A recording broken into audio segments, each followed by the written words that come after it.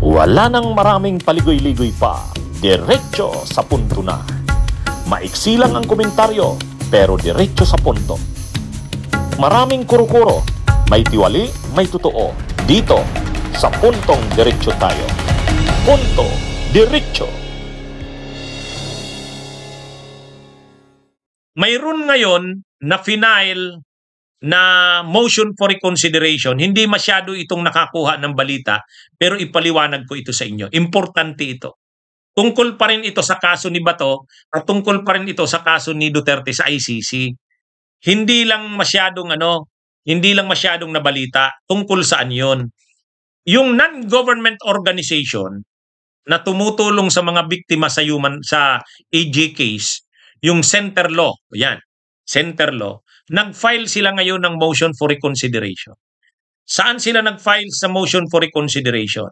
Mga kabunyog, nung panahon ng drug war ni Duterte, mayroong isang pangyayari sa Payatas sa Quezon City. Mayroon doong pinatay. Alam nyo naman yung nangyari dyan sa Payatas? Yang Payatas na yan, pinagmamalakihan nung panahon ni Duterte na example ng magaling na unit ng PNP. Maraming pinatay diyan. Maraming pinatay diyan na mga mahihirap na mga dahil sa war on drugs. Alam niyo kung sino ang pinadala diyan ni Duterte noon?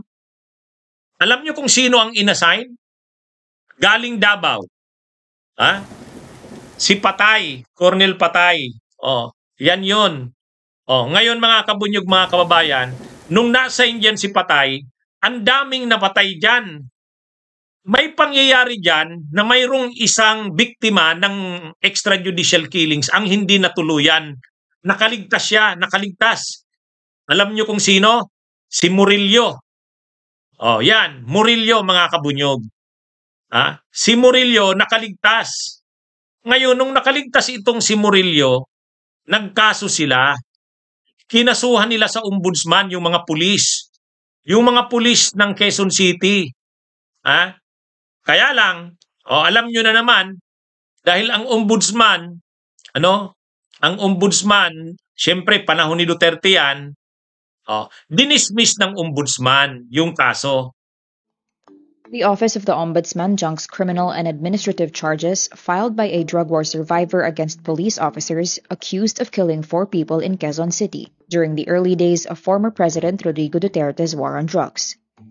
The case was filed by drug war survivor Efren Morillo and the families of his companions killed during a 2017 operation. The Center for International Law confirms the dismissal of the charges against police officers Emil Garcia, Alan Formilleza, James Agarao, and Melchor Nabisaga. In 2017, a murder charge was filed against the policemen for the killing of Marcelo Da Jr., Rafi Gabo, Anthony Comendo, and Jesse Cule. A frustrated murder charge was also filed by Morillo, who survived the killing after he, quote, played dead and then escaped. Morillo testified how his friends were shot by police in the head or torso at close range while they were playing pool in Quezon City. 2017, dinismiss, murder and frustrated murder. Bakit murder? Kasi may mga namatay. May mga namatay, pero may nakaligtas na lone survivor sa Tukhang. Dapat yung napatay doon sa Payatas nung operation na yon. Ang isa doon na nakaligtas ay si Murillo. Itong si Murillo. Kaya yung kasong ito ay tungkol kay Murillo. Again naman nakaragdagang reklamo makaanak ng survivor ng Oplan Tukhang na si Efren Morillo laban sa mga pulis na sangkot sa isang anti-drug operation sa Quezon City noong nakarang Agosto. Frustrated murder sinampa ng makaanak ni Morillo laban sa 4 na pulis at 5 civilian informant sa ombudsman kanina. Nauna nang nagsampa ng reklamong frustrated murder si Murillo laban sa 4 na pulis.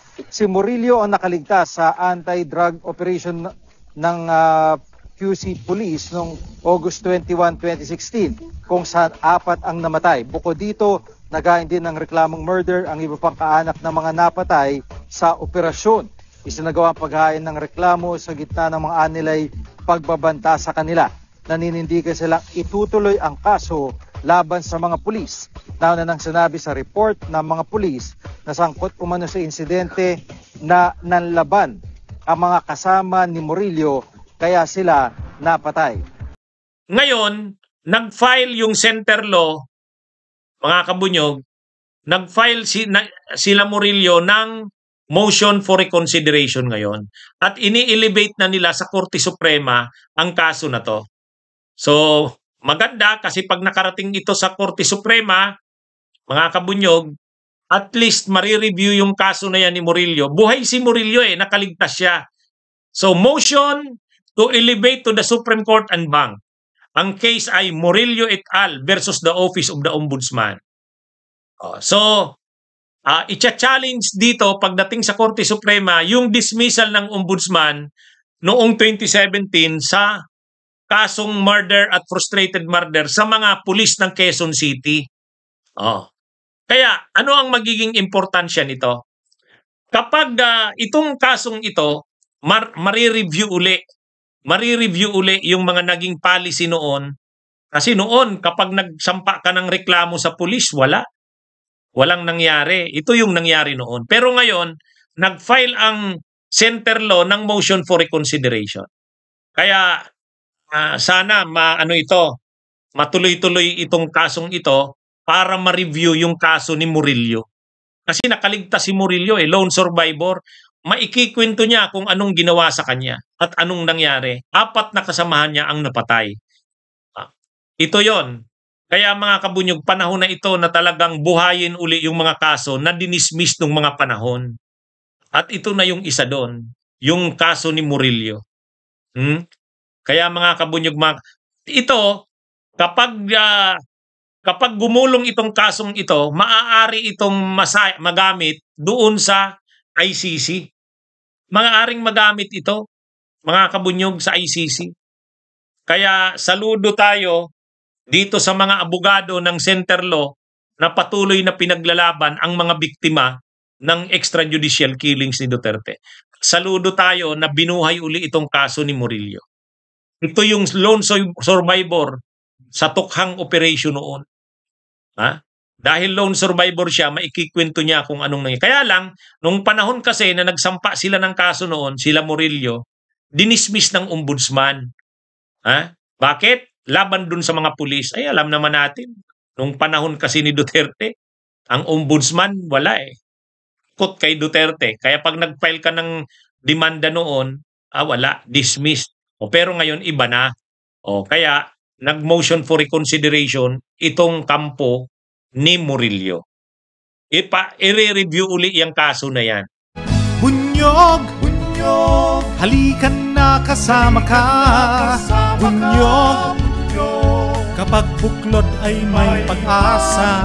Luzon, Visayas, Mindanao, isa ang pananaw. Sa bagong Pilipinas ang bunyog isisigaw. Bunyog, bunyog.